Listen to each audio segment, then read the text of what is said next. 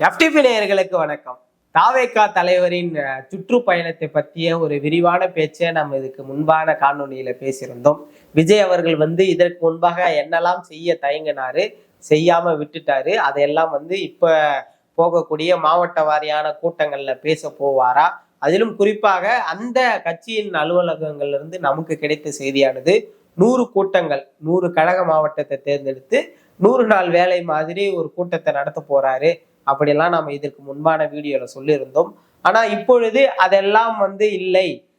கிட்டத்தட்ட ஒரு 15 கூட்டங்கள் முதலாவதாக, அதுவும் 15 கூட்டங்கள் அப்படின்னு சொல்லும்போது 15 நாட்களை ஸ்பெசிபிக்கா தேர்ந்தெடுத்து அந்த 15 நாட்கள்லயும் ஒவ்வொரு நாள்லயும் கிட்டத்தட்ட 3லிருந்து 4 மாவட்டங்களுக்கு சென்று அங்க இருக்கக்கூடிய மக்களை சந்தித்து மக்களோடு மக்களாக பேசி விஜய் அவர்கள் பயணிக்க போறாராம். எப்படின்னு பாத்தீங்கன்னா, ஒரே நாள்ல கிட்டத்தட்ட 3 மாவட்ட மக்களையும் சந்திச்சு அதுதான் மக்களோட மக்களா கள அரசியலோட சேர்ந்து பயணிக்க போறாராம். அதிலும் குறிப்பா சொல்லணும்னா, விஜய் அவர்களை இதுக்கு முன்னாடி பல விதமா விமர்சிச்சிருப்பாங்க.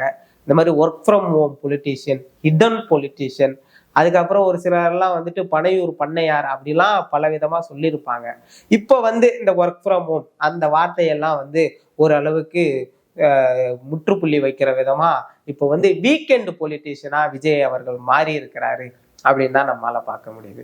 காரணம் என்னன்னா, இப்போ நான் 15 நாட்கள் சொல்லியிருந்தேன் இல்லையா, அந்த 15 நாட்களானது செப்டம்பர் 13 தொடங்கி 2025 டிசம்பர் 20 வரை முடிகிறது. இந்த 3 மாத காலகட்டத்துல கிட்டத்தட்ட 15 நாட்கள். இந்த 15 நாட்கள்ல 14 நாட்கள் சனிக்கிழமை. 14 நாட்கள் சனிக்கிழமைனா அப்போ ஒவ்வொரு வாரத்தின் சனிக்கிழமையும் விஜய் அவர்கள் சனிக்கிழமை அங்கங்க இருக்கக்கூடிய ஒரு 4 மாவட்டங்களை போய் சந்திக்கிறாரு. ஓகே, சனிக்கிழமை. அப்ப ஞாயிற்றுக்கிழமை என்ன பண்ணுவாரு அப்படின்னு பார்த்தோம்னா, ஒரே ஒரு இடத்த மட்டும், கோயம்புத்தூர், நீலகிரி, ஈரோடு, திருப்பூர், இங்க மட்டும் சனிக்கிழமை ஞாயிற்றுக்கிழமை எக்ஸ்ட்ரா அந்த இடத்துக்கு மட்டும் கவர் பண்ணணுன்றதுக்காக சனி ஞாயிறு 2 நாள் சேர்த்துக்கலாம், மற்ற இடத்துக்கெல்லாம் சனிக்கிழமை மட்டும் போதுன்ற அளவுக்கு வந்திருக்கிறாரு. இதெல்லாம் வச்சு பார்க்கும்போது நமக்கு என்ன தெரிய வருதுன்னா, விஜய் அவர்களுடைய மாநில மாநாட்டுக்கு வந்த கூட்டம் தமிழ்நாடு முழுக்க இருந்து வந்த கூட்டம். குறிப்பா மதுரையில மாநாடு நடத்துறாங்கன்னா அங்க மதுரையில இருக்கவங்க மட்டும் போயிருந்தாங்கன்னா அந்த அளவுக்கு கூட்டம் வந்திருக்காது. இப்போ ஒவ்வொரு மாவட்டம் மாதிரியா விஜய் அவர்கள் கூட்டம் நடத்த போறாரு. அப்ப அந்த மாவட்டத்துல கூட்டம் விஜய் அவர்கள் காமிச்சே ஆக வேண்டும். அப்ப நார்மலா இருக்கக்கூடிய வீக் டேஸ்ல போய் விஜய் அவர்கள் ஒரு இடத்துல கூட்டம் போடுறாருன்னா எத்தனை பேர் வருவாங்க? என்னதான் விஜய்க்கு உயிரையே கொடுக்கிற தொண்டனா இருந்தாலும் வீட்டுல சோறு வேணுன்றதுக்காக வேலைக்கு போயே ஆகணும்.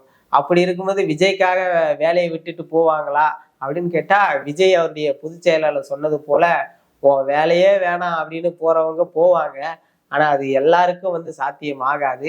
ஏற்கனவே 2 மாநாடுல பட்டு திருந்திட்டாங்க. அப்படி இருக்கும்போது வீக்கெண்டுனா தொண்டர்களுக்கும் ஈஸியா இருக்கும். ஏன்னா வீக் ஃபுல்லா வேலை செஞ்சுட்டு வீக்கெண்ட்ல வருவாங்க. நாமளும் கொஞ்சம் ஃப்ரீயா இருக்கலாம் போல, முழுக்க கண்டென்ட் எல்லாம் படிச்சுக்கிட்டு அழகா போய் பேசிட்டு வந்துடலான்ற மனநிலைக்கு விஜய் வந்துட்டாரான்னு தெரியல.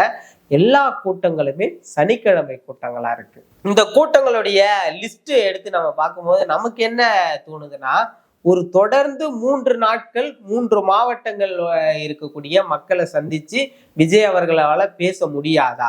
அப்படி பேசக்கூடிய அளவுக்கு விஜய் அவர்கள் இறங்கி வரலையா?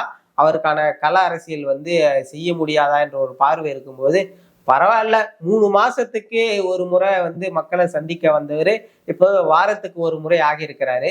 அது வாரம்ன்றது ஒரு நாள் ஆகணும், நாளுன்றது மணி ஆகணும், மணின்றது நிமிடம் ஆகணும், நிமிடம் நொடி ஆகணும். இப்படி நொடிக்கு நொடி விஜய் அவர்கள் மக்களை சந்திச்சு மக்களோடு இருக்கிறதுக்குள்ள 2026 தேர்தலே முடிஞ்சிரும் போல.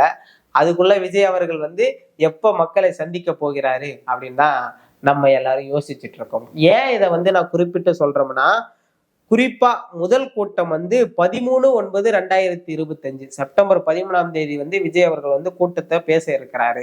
அந்த முதல் நாள்லே திருச்சி, பெரம்பலூர், அரியலூர் இந்த 3 மாவட்டங்களையும் சேர்த்து மக்களை சந்திக்க இருக்கிறாராம். அப்படி இருக்கும்போது 3 மாவட்ட எல்லைகளையும் விஜய் அவர்கள் தொட்டு பார்த்துடுவாரானா? கிடையாது.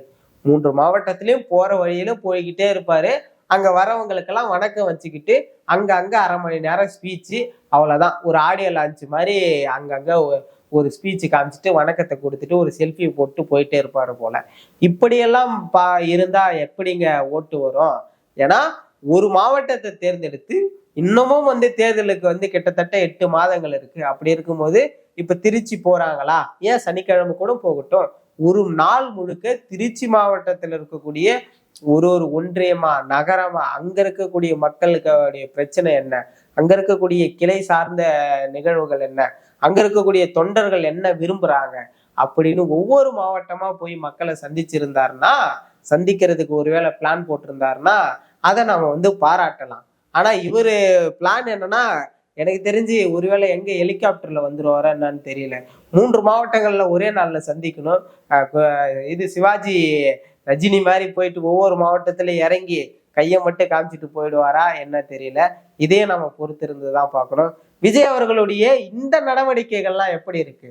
மக்களோட தான் இருக்கிறாரு, மக்களுக்காக தான் பேசுறாருன்னு சொல்றாங்க. ஆனா மக்களோட சேர்ந்து பயணிப்பதற்கான வாய்ப்பு எதுவுமே கிடைக்கலையே. ஒரு 2 மாநாட்டுல பாக்குறாங்க, அங்கேயும் எல்லாரும் பக்கத்துல பார்த்தாங்களான்னா கிடையாது. பார்க்க போனவங்களே கிரீஸ் தடவி கீழே இறக்கி விட்டாங்க. சிலர் தாங்களே மேலே ஏறி கீழே விழுந்து கையை காலை உடைச்சுக்கிட்டவங்களும் இருக்காங்க.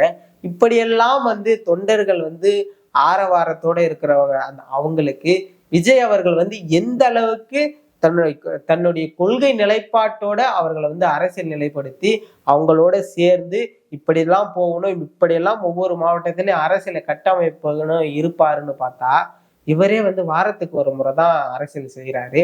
So work from home politician, weekend பொலிட்டீஷியனா மாறி இருக்கிறாரு. குறிப்பா ஏன் நம்ம இவ்வளவு விஷயங்களை குறிப்பிட்டு சொல்வதற்கான காரணமா என்ன இருக்குன்னு பார்த்தா, நிச்சயமா ஒரு தலைவராக, அதுவும் எதிர்கட்சியின் தலைவராக உருவெடுக்க வாய்ப்புள்ள ஒருவராக இருக்கும்போது மக்களோட இணைந்து இதுவரைக்கும் வரல, இனி வரக்கூடிய காலகட்டங்கள்ல ஒவ்வொரு ஊரா சென்று நம்ம குறிப்பா அன்புமணி ராமதாஸுக்கும் ராமதாஸ் ஐயா அவர்களுக்கும் அந்த பிரச்சனை வரும்போது ராமதாஸ் அவர்கள் குறிப்பிட்டு சொல்லுவார், 96,000 கிராமங்கள், ஒவ்வொரு கிராமமா சென்று இந்த கட்சியை வளர்த்திருக்கிறேன் அப்படின்லாம் சொல்லுவாரு. இப்படி திமுகவா இருக்கட்டும், அதிமுகவா இருக்கட்டும், விசிக, பாமக, தேமுதிக, இப்படி இருக்கக்கூடிய எல்லா கட்சிகளும் இன்னைக்கு அந்தந்த இடங்கள்ல தன்னுடைய கட்டமைப்போடு வலிமையா இருக்கிறாங்கன்னா மிக முக்கியமான காரணம், அடிப்படையில ரொம்ப அடித்தட்ட மக்களா எளிமையா இருக்கக்கூடிய மக்கள் என்ன வாழ்க்கையோட இருக்காங்களோ அந்த மக்களுடைய வாழ்க்கை முறையோடு சேர்ந்து அங்க போய் பயணிச்சு அவங்களுடைய குறைகளை கேட்பாங்க, அவங்களுக்கு தேவையானதை முன்னெடுப்பாங்க, அவங்களுக்கான போராட்டங்களை முன்னெடுப்பாங்க, அவங்களின் குரலாகவே இவங்க ஒலிக்க தொடங்குவாங்க. அதனால மட்டும்தான் அப்படிப்பட்ட கட்சிகள்லாம் இன்றும் தமிழகத்தில் பேசக்கூடிய ஒரு கட்சிகளா இருக்கு. ஆனால் என்னதான் பேசினாலும் கூட வெறும் பேசுறத மட்டுமே வச்சுக்கிட்டு செயல்ல எதுவுமே வெளிக்காட்டாம மக்களோட மக்களா போய் களத்துல நிக்காம வெறும் ஒர்க் ஃப்ரம் ஹோம் பொலிட்டீஷியனா இருக்கக்கூடிய விஜய் அவர்களுக்கு இது எந்த அளவுக்கு கை கொடுக்க போகிறது என்பதை நம்ம பொறுத்திருந்துதான் பார்க்கணும். 2026 தேர்தலிலே 2வது மாநில மாநாடு மிகப்பெரிய ஒரு மாற்றத்தை கள அரசியலில் ஒரு மிகப்பெரிய ஒரு எழுச்சியை உண்டாக்க போகிறது என்றெல்லாம் சொன்னார்கள். ஆனா அவருடைய பேச்சே ஒரு எழுச்சி உண்டாக்கல, என்ற அளவுக்கு தான் இருந்தது. அதனால விஜய் அவர்கள் இதையெல்லாம் நினைவில் வைத்துக்கொண்டு தன்னுடைய வருங்காலத்துல இருக்கக்கூடிய செல்லக்கூடிய மாவட்டங்கள்ல மிக தெளிவான பேச்சுகள் இருக்கணும், மக்களோட சேர்ந்த பேச்சுகளா இருக்கணும். அதுதான் எல்லாருடைய விருப்பமாகவும் இருக்கு, எங்களுடைய விருப்பமாகவும் இருக்கு. இதையெல்லாம் விஜய் அவர்கள் செய்வாரா என்பதை நம்ம பொறுத்திருந்து பார்ப்போம். நன்றி.